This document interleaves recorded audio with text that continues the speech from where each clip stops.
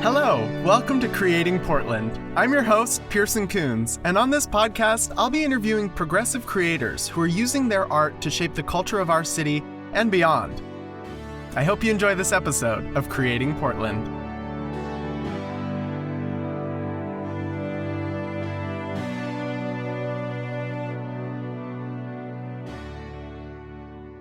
Hello, everyone. Welcome back for another episode. And we are excited today to sort of go outside of traditional artistic mediums and look at creating culture in Portland in a new way with our special guest, Lisa Ann Schroeder, who is the owner of Mother's Bistro and Bar. And Lisa had the idea for Mother's in 1992 while she was working in marketing for Weight Watchers International. And then she spent the next 8 years preparing to make her dream come true. And I'm so excited to get into it with her. Lisa, welcome to the show, Creating Portland. Thank you. Thank you so much. Happy to be here. Yes, we're glad so to be excited considered creative. Oh, I mean, the food scene in Portland is so indicative of the city. And I think we're really excited to bring this into the conversation of just how it creates the culture. So thanks for being here. My pleasure. We'll just start with the big question, which is, how are you as a restaurateur creating Portland? Well, that's a very big question. And Mother's is a dream come true. And I realized, I always thought I wanted to be an artist. I thought I wanted to be a painter or whatever, but then I realized I didn't have the talent. It didn't come to me easily. I would struggle with every brushstroke. And then I thought I wanted to be a lawyer or a doctor because that's what a Jewish girl does from the East Coast. But that didn't ring true for me either. And but cooking always was near and dear to my heart. And I finally decided that it was time to take my part-time passion and make it a full-time career. And that has become my art. And when I first came to Portland, I came for a man. There weren't enough in New York. I had to meet an Oregonian. And I came here and I knew I wanted to open up Mother's in a city other than New York. I just didn't know what the city was. And back in the late 90s, Portland was a city that needed me. There wasn't that many restaurants. There wasn't a whole lot of restaurant culture happening in the city. And I felt like I could be a big fish in a little pond. And with a mere $250,000, I opened up Mother's in January of 2000. And basically scrapping together whatever was left from what was there before. It was the Irish Bank. And so I, used it and painted that and scrapped it together, and it became the original Mother's. And one of the things I've always believed is that I need to give back to my city. I need to give back to my community. Owning a restaurant isn't just about feeding people, but it's establishing a community. It's having a place where people can meet and greet, and political organizations I believe in can have a space to be able to meet and further their goals. And so I have always used Mother's not just to feed people, but to give people a place to meet and further their goals. So, I mean, from day one, I did No on 9, and we had a benefit for that, and then it was No on 36, and then it was for Al Gore was running for president at the time, and I did something for him. And there's a lot of risk when you get involved in politics because you risk alienating people. But I always felt that it didn't matter. I need to follow my heart and my passion and be a part of a bigger community. And when I did like the No on 9, we had fire dancers outside the window. Yes. And we had, it's just about giving artists a chance to express themselves. And we had an auction, and we had artists who had donated their wares for the auction. That was a silent auction part of that. So it's not just about the food. Yes, the food is one aspect and a very important aspect, but it's also being part of a bigger community. Wow, yes, that is such a beautiful way to put it. And one of the themes we've been discovering on this podcast is that art is so much a part of space, and spaces are so essential to art. And so how are you intentional beyond just knowing that you want to be involved in creating a space that is an activist space, that is a space for artists? How does that come out for you as a restaurant owner? Well, Mother's is my painting.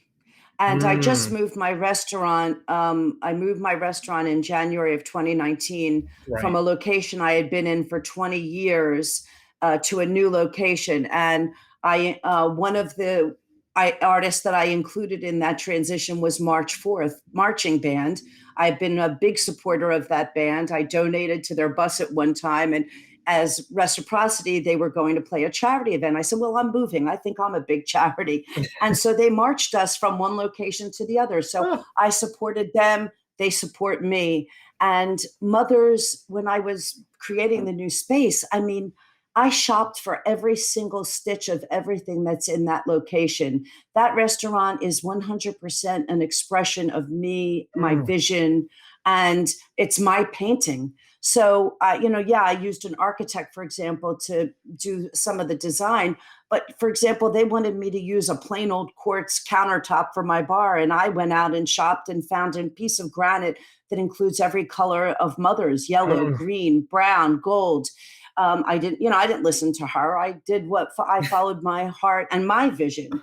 And there's so many fabrics there, for example, and I went shopping and spent thousands of hours online just looking for the right fabrics that would express the warm and cozy feel that I wanted to exude from Mothers. So, first of all, the ambiance is an expression, and it's an artistic expression of what that restaurant is, who I am, and what I want people to feel. mm, And then you add the food to that, and Mother's food. Even when I had the idea in 1992, I wanted the food and the ambiance and the feeling that you got there to all exude warm and fuzzy, and to you feel like you're walking into a warm hug, and the food you're eating was prepared with love for hours on end to make it taste delicious. So even the food I serve is an expression of the concept of motherly love, food that mm. cooks for hours, that takes hours to prepare. So it's a unified vision of motherly love that goes from the food to the decor to the service to the community, and that is my creative gift to Portland. Ah, And I feel like it has become a staple, which is really an mm, honor. I mean, I never expected Portland Mothers to become an institution in Portland, but I'm very thankful that there are people that say, I can't come to Portland without coming to Mothers. There is another thing, and that is that I I treat artists to meals when they come to town. So mm. any performing artists that know about Mothers, if they want to come and eat for free, I feed them for free. We have fed countless actors, musicians, bands from Katie Lang's band, Stevie Wonder's band, Los Lobos, Robert Plant, Jennifer Aniston, Ron Howard. I mean, we Yes. feed all these people. The word is out, and it's just my honor to Mm. give to them as a way of saying thank you for giving to the world. Oh, well, we just want to say thank you to you. I mean, yes, this is such a Portland staple. Everyone knows Mothers, and that's why I was so excited to have you on the pod. I really love what you're saying about all this intentionality beyond just the food, and that's something I think a lot of people just enjoying the restaurant are not taking in the kind of detail work that you put. I mean, I'm sure they're taking it in a holistic way, but not in sort of appreciating how much detail went into every single aspect. Very much like a painting, very much. I mean, I'm thinking of you as like a film director now, pulling in all of those different collaborators to make this final vision happen. So what that makes me curious about is what sort of creative lessons did you learn from the first location and sort of the first iteration of Mothers that you applied then to creating that second space? Well, I had 8 years left on my lease when I left my old location. I did not move because I had to. The lesson I learned is that efficiency is the key to success Mm. and joy. And Mother's old location, I swore I would never have a tiny kitchen. I swore that we wouldn't be working under terrible conditions. I swore that wasn't what I wanted when I was hunting for my first location, but I ended up finding something that had an amazing shell on the outside, but was horrible for the people working on the inside. And we Mm. suffered through 19 years of an office on the second floor, walk ins on the basement, broken up spaces on the ground level. And I was about to spend $500,000 to try to make better working conditions for my kitchen staff. It was hot in the kitchen. There wasn't enough cool air flowing in there. Mm. And basically, it was going to be kind of like putting lipstick on a pig. Like there was nothing we could do to make Mm. that space really work. And I was going to do a pop up, and I found the location at the Portland Steak and Chop House, and I went to look at that as a place where I could do a Mother's for 6 months while I renovated the back kitchen at my old location. And when I walked into that new space and I saw that everything was all on one floor, we had our own loading dock, my office could be right there. I said to myself, why am I going to spend money at this old space when there is this space that is so much more inviting, Mm. so much better suited to running a restaurant? And so, drop the mic. So I basically, I'm talking with my hands, like, No, I somebody's love it. going I to love see it. I love this. But I just realized I threw it all up in the air, and I said, you know what? We need to move. it. Mm. I do not want to spend the money here. I'm going to take this money I was going to spend and use it to move the restaurant. So the lesson I learned is that you need the right environment to thrive. You can't paint a painting that's 10 feet high by 10 feet high in a space that's 5 foot by 5 foot. You Right. need the space to be able to create with the vision that Mm. you have. And so I just decided, and it was a big risk, and I took it, and I moved, even though I didn't have to, and left it and really had to struggle to find a way to get out of the lease I had to begin a new lease on life. Mm. Wow. Wow, that's so exciting, and I'm so excited about this new space. I have to be honest, I've only eaten in the new space, and I do love it, but now I'm kind of Oh, good. interested in what the old Don't one was you? like. No, you're not missing anything. I mean, a lot of people say lament, oh, it had such charm. Oh, it was so Mhm. cute. It was so scrappy. I mean, it was pieced together. The new space is literally my work of art, and Mm. it's exactly what I envisioned Mothers should be. The old space was me taking whatever I could and piecing it together to make it work. And yes, we renovated, and yes, I bought gorgeous fabrics and did lovely things with velvet, and I had wallpaper in my velvet lounge with somebody called it looked like a whore's thigh. It was such great wallpaper, but it was really just a very difficult environment to work in. And I love my staff, and I know how hard they all work, and we Mm. needed a better environment in order to continue to carry on. Wow. Okay, well, I mean, I could talk to you about your restaurant for days, but let's zoom out just a little bit to just the creation in Portland and culture in Portland as a whole. What, Lisa, is working for you? What do you see us really thriving and having successes in? And then what about Portland culture right now is struggling and kind of a challenge that we need to work on? Well, I think we're all suffering with COVID. So, Mm. all that creativity that I think was thriving before March 2020 has come to a standstill while we get through this very difficult time. Artists and musicians, artists can't show anywhere because everything is closed. Musicians can't play anywhere because everything is closed. Mhm. And I also feel that a lot of creativity has been stymied because people are in this place of uncertainty. And, even me, I was supposed to open my restaurant on April 29th, reopen. Mhm. And the governor announced the Monday before that she was going to close things down for indoor dining on Friday. Mhm. Then she announced today that It's she's going back to open open. it back up by Yep. next week. And I'm like, I've already booked surgery on my knee.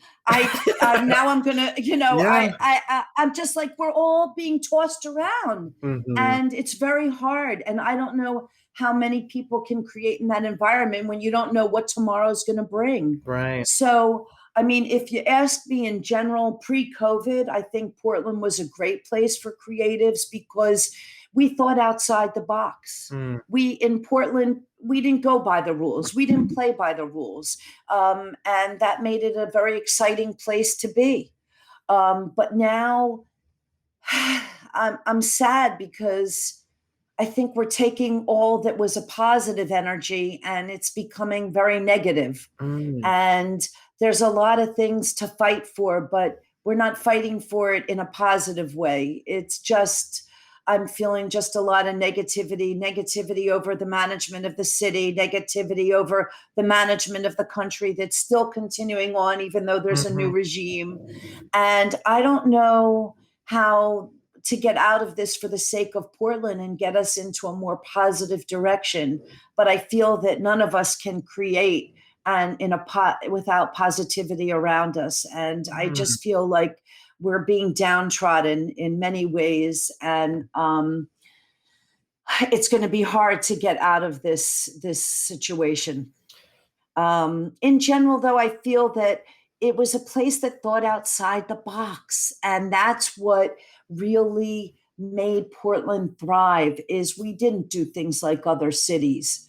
We wanted to have bicycle lanes. We want to have great public transportation. We had a vision there for a while, and now it's just kind of all getting stirred up and not in a good way. Yeah, it's definitely, oh, yeah, that hit a chord with me. This is I'm this sorry, I No, but it's know. true. It's just it's so unprecedented and it's so unpredictable where we're headed next. And if it's Yes. gonna be positive and if it's gonna be a growth space or if it's gonna be pretty cynical and jaded after all this.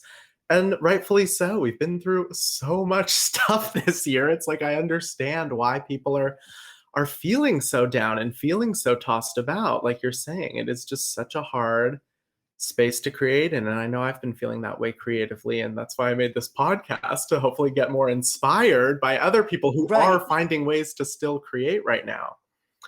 Um, And you have a lot of restaurants that are doing that. Every right, other minute they're making a new box and they're right. reinventing, and they're, pushing on Instagram their latest the latest way that they're going to survive COVID. Hmm. And I I tried to stay open when COVID first hit. I thought people would need my Jewish penicillin because everybody was getting sick, and I thought they'd need my chicken soup. Hmm. But thank God we averted a lot of sicknesses, and Portland really didn't need my mother food delivered because everybody could make meatloaf at home. Mm. But there are a lot of restaurateurs that are, stuck through it and are thriving, and there are some that are reinventing. But I'm like, I just said, I gotta hold off. I have enough to do with taking care of my twin grandsons and homeschooling them. And Mhm. I just didn't want to get caught in okay, let me try this. No, well, no, that's not working. Let me throw this spaghetti against the refrigerator and see if that'll stick. And, Right. it's just so much effort, and maybe not a lot of reward. So I just kind of stood by and have been waiting Mhm. for it to be safe to reopen.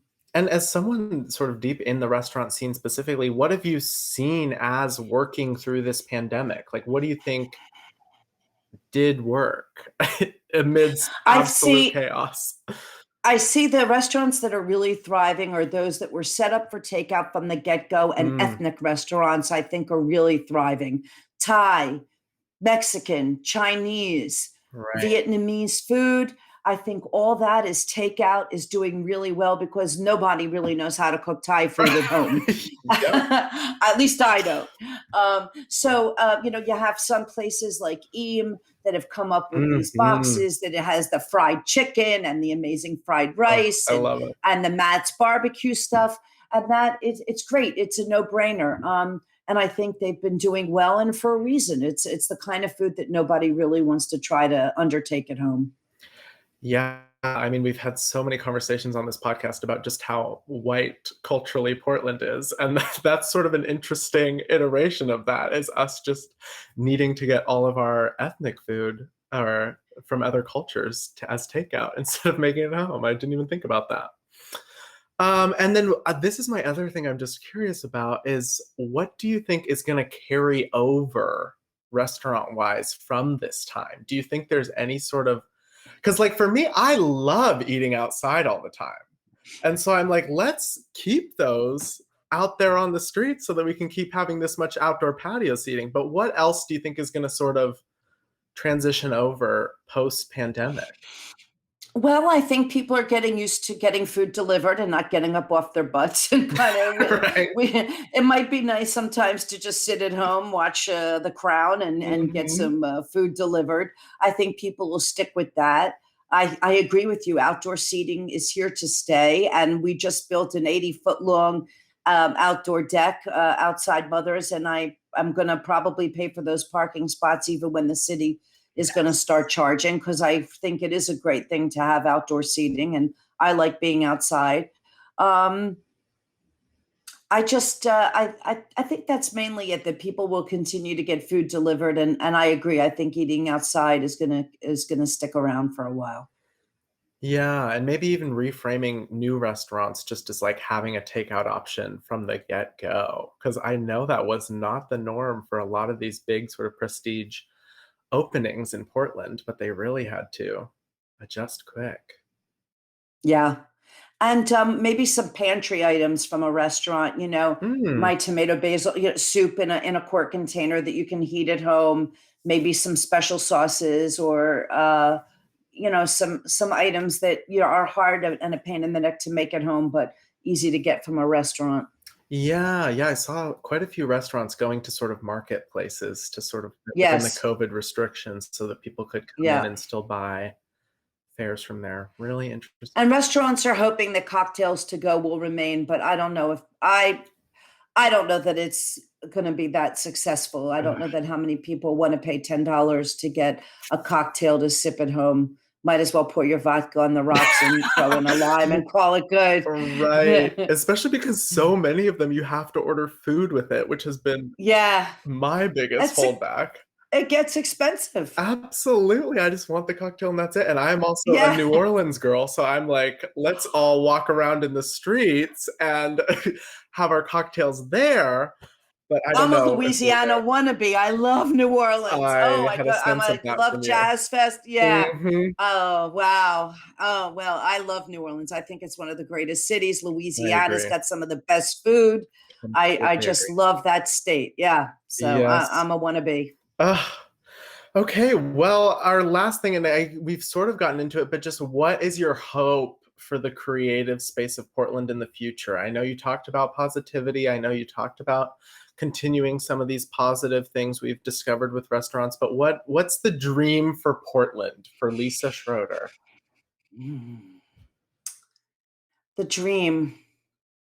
The dream is to get back to dreaming Ooh. and to start to have a vision again and think to the future. What do we envision our city to be? So for so long we've had leaders in the city who haven't had a vision.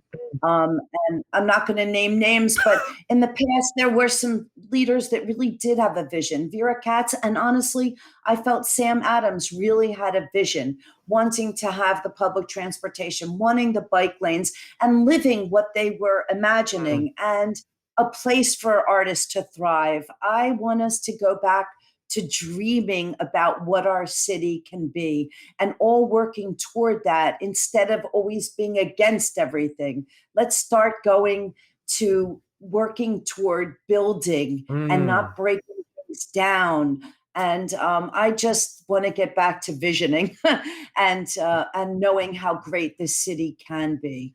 And whether it's being creative, even with the homeless situation, Mm. there's so many creatives there. Let's get creative. Let's think of ways that we can take care of these people and not just put a roof over their head, but find facilities to take care of their mental state, or if their drug habit, or their need to be in a community. Whatever it is, we Mhm. need to start using our creativity to take care of each other and the city, and bringing it and stitching it back together from the broken down pieces that it has become.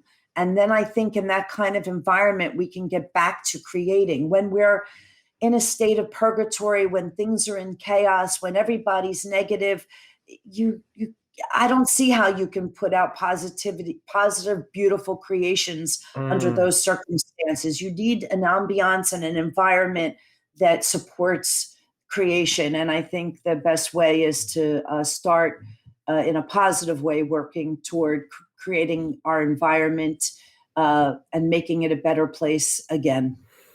Oh, wow. Okay, Lisa for mayor? I don't know. That sounded like the stump speech of the century. I mean, that is what I'm talking about. Well, thank you so much for being here, Lisa. This has just filled me with so much joy and hope, and Oh, I am good. just so honored to get to talk to the owner of Mothers. So yeah, thank you for being here. And where can we find and follow your work? I guess we can go to Mothers. So where is that located? Mother's is at 121 Southwest 3rd Avenue on the corner of Ash Street and between Ash and Pine in downtown Portland. And we've got our website, mothersbistro.com. And we hope to now open, that the governor has said all of a sudden from one week to the next, it's safe. So we hope to open by June, the beginning of June. Okay, great. Well, yes, I'm not sure when exactly this will air, but hopefully you can get Oh, yourself to Mothers right when this comes out. Maybe we'll wait till June so that people hear it, get okay, hungry, and then go to Mothers right after. cool. Great. Well, thank you so much for being here, Lisa. And yeah, good luck to Mothers. Thank you. Thank you so much for tuning into this episode of Creating Portland with me, Pearson Kunz. Don't forget to rate, review, and subscribe.